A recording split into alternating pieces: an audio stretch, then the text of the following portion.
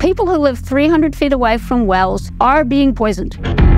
Just about everybody in this community right here died from some form of cancer. My air turned brown and my water turned black.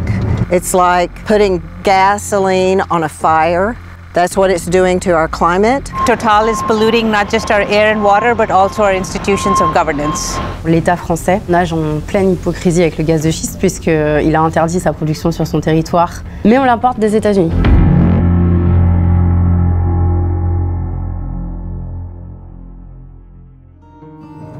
There, look right. The crane is a Total drill site.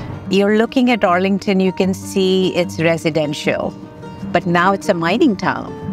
There's another Total drill site right past it. See how close they are? Just look at this. This is right on top of their homes. Yeah, it started about a year ago. All the noise and everything, and the lights. But it would go in through the windows at night, 4 in the morning, 5 in the morning. The sound was unbearable, like a freight train coming 3 feet from your front door. When we would come out, we'd have to go back in because the smell was so horrible. Just smells like metals, kind of, I guess. Just toxic stink, you know, where it would kind of hurt for you to breathe. If we're outside for a long time, we get headaches. And the foundations of our homes. You see where I put concrete in? The walls in my house, in my kitchen, they vibrate. I have plates on my walls, so they rattle. My concern is also long-term effects I don't feel now. If in 15 years, 20 years, 30 years, I have some sort of cancer or lung disease or something like that, who's liable at that point? This is my home. I don't want to move, but I don't like putting up with that either.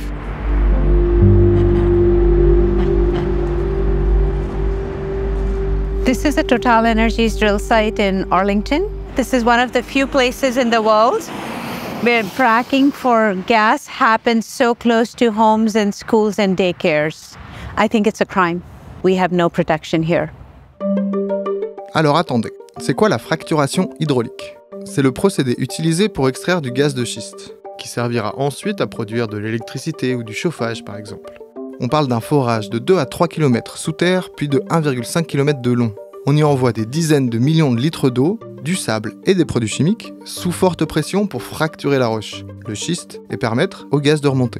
L'eau utilisée ne peut plus être réintégrée au réseau de l'eau, trop polluée, donc on la stocke sous terre, dans des cuves, ou on la réutilise pour perforer d'autres puits. En France, c'est interdit depuis 2011. Il y a des risques de pollution des nappes phréatiques notamment, et de tremblements de terre. Just moved in this house? Yeah, just a week ago. We wanted to get away from the fracking going on in Arlington. There you go. You know, Arlington is just completely covered in wells, like they're everywhere. We lived less than a quarter mile from the actual well, from the fracking site. And we were reminded by it every day, you know? That was the biggest thing. Like, all it took was just opening the door and smelling it. We did load up in the car and go to the park a couple times, but no, I did not go outside there. And I was like running with the car seat and like, let's get in the car. Yeah. I felt like we were being dramatic, but then at the same time, I was like, no, I want to make sure that we're cautious. If we're not cautious and the kids do get sick, then I'll never be able to forgive myself, you know? It just felt like, you know, the government, at least Arlington, just didn't care. Yeah. I think it's just a lot of frustration, a lot of anger. Fracking is illegal in France. So it's like, okay, well, there's a kind of a double standard here, right? Like, how come it's allowed here and they're exporting it over there? So it just kind of like, it makes you laugh a little bit. Like, where is the sense in that, right? It doesn't make any sense.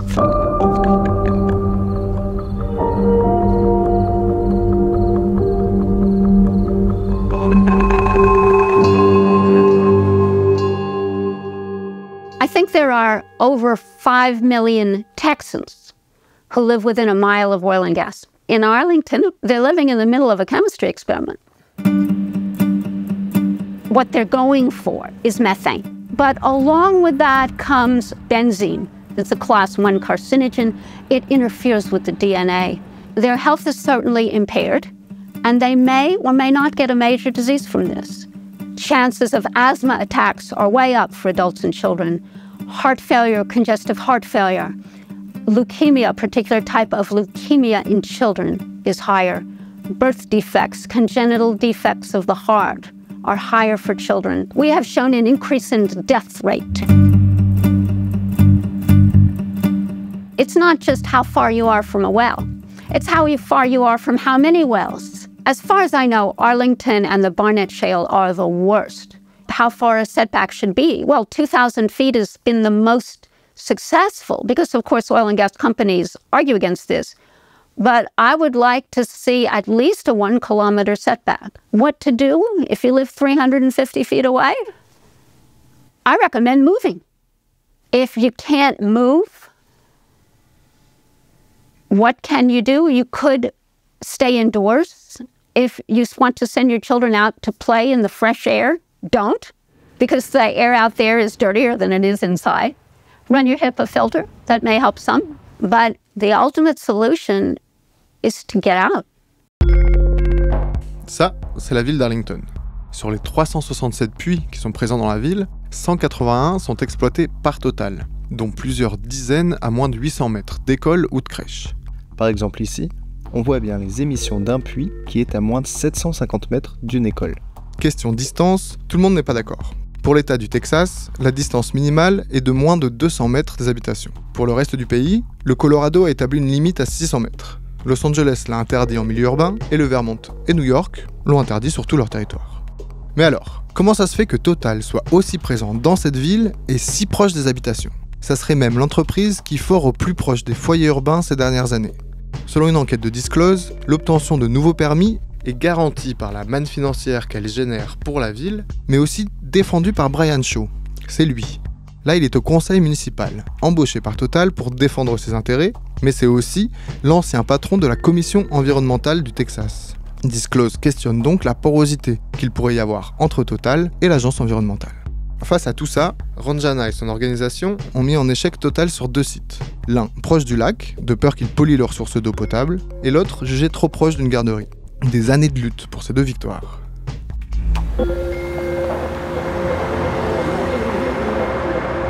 Behind me is Texas Life. It's a hotel, and the city of Arlington gave the private developer $50 million from the gas royalty fund as a gift to develop the hotel. The city government is responsible for issuing permits. They have the power to say yes or no. They are very supportive of industry. They give them whatever they want. So in those ways, I think Total is polluting not just our air and water, but also our institutions of governance.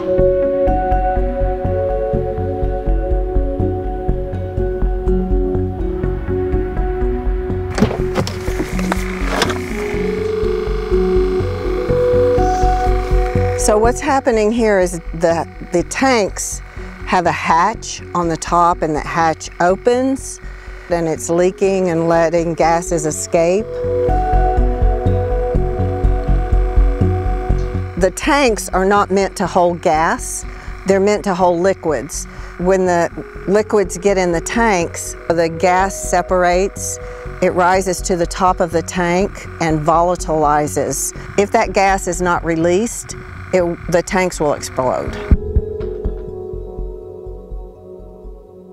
That's methane and volatile organic compounds. And methane is a climate accelerant, over 80 times more powerful than CO2 on a 20-year time frame. It's like putting gasoline on a fire. That's what it's doing to our climate. They contribute to ozone. This is the road we're traveling on, and each one of these spots, these white spots out here, is where a well was fracked, and there's a well there. Each one of those. I moved because fracking surrounded me. My air turned brown and my water turned black. We moved to Denton, and we ran right into the fracking boom in Denton, Texas, and that's when I got involved in trying to get a fracking ban there.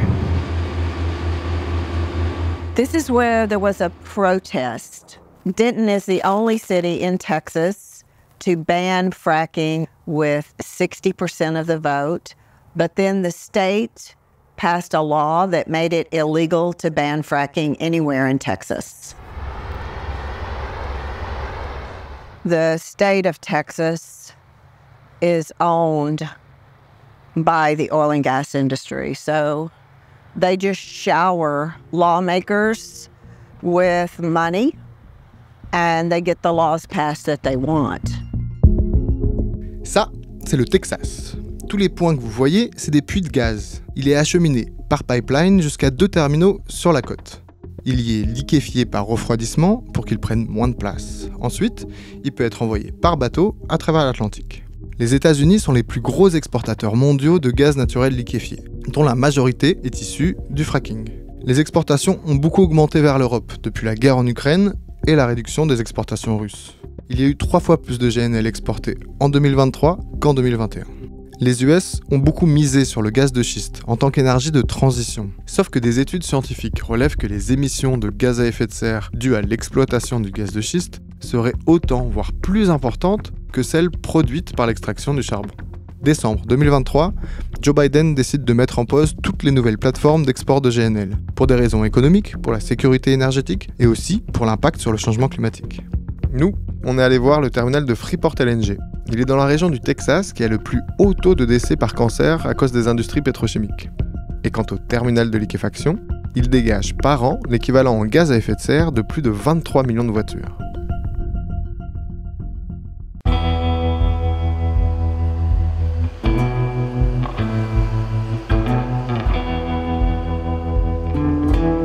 Freeport is in a bad condition. It is a ghost town. Look at it.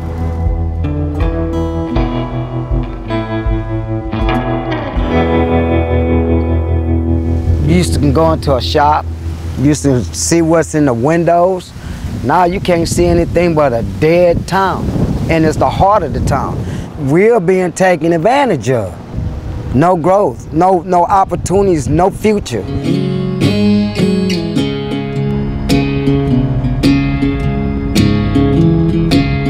When my mom came here, she was healthy as a horse. But after the period of time living in this environment, my mom died from cancer. My auntie died from cancer. My grandmother died from cancer. My uncle died from cancer. Okay? Just about everybody in this community right here died from some form of cancer. But we got to stay on the global economy projection for America so they can be the greatest superpower on the planet.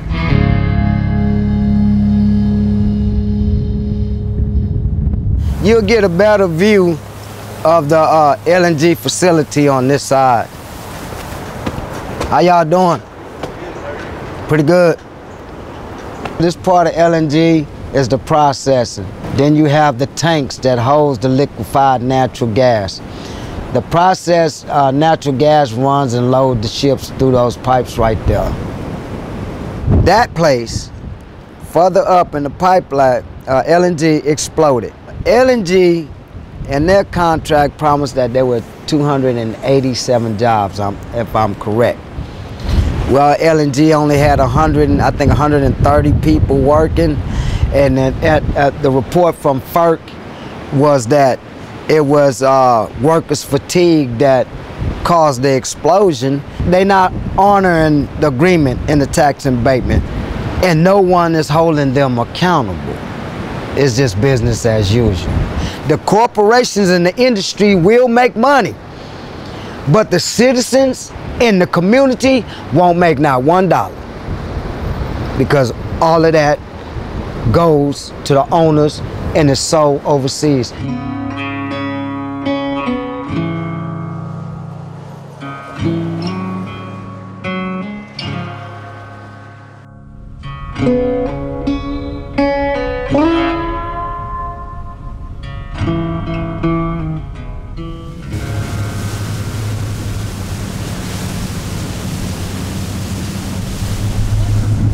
On est ici aujourd'hui en mer avec Greenpeace pour dénoncer l'arrivée du terminal gazier flottant Cap Anne.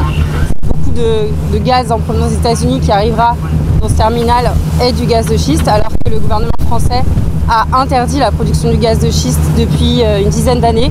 Donc on est vraiment dans une situation extrêmement hypocrite et cynique. Ce gros bateau, c'est le terminal méthanier affrété par Total, qui s'est ancré au Havre en septembre, et qui va permettre d'accueillir du gaz et de l'injecter dans le réseau de distribution. Au moment de la guerre en Ukraine, les lobbies du gaz ont compris qu'ils avaient une opportunité assez inouïe. Ils ont vraiment joué cet argument du risque, du danger de pénurie de gaz en Europe pour faire signer des contrats d'installation de terminaux gaziers, et ça a fonctionné. On avait tout à fait les moyens, sans ce terminal supplémentaire, d'importer du gaz. Et d'ailleurs, les capacités d'utilisation des terminaux avant l'installation du CAPAN n'étaient pas à leur maximum. On n'était pas du tout à 100% d'utilisation des terminaux et on n'y est toujours pas, évidemment, quoi. Et en fait, Total a réussi à se créer sa porte d'entrée perso pour son gaz en France. Total jouit exclusivement de 50% de la capacité du terminal sur 5 ans pour ses bénéfices personnels. Le business des énergies fossiles, c'est un des business les plus rentables de la planète. Une cargaison, on peut voir son prix multiplié par 5 entre les États-Unis et la France. Elle part à peu près 50-55 millions de dollars. Elle est revendue à 250-255 millions de dollars. Ça remplit les poches des actionnaires.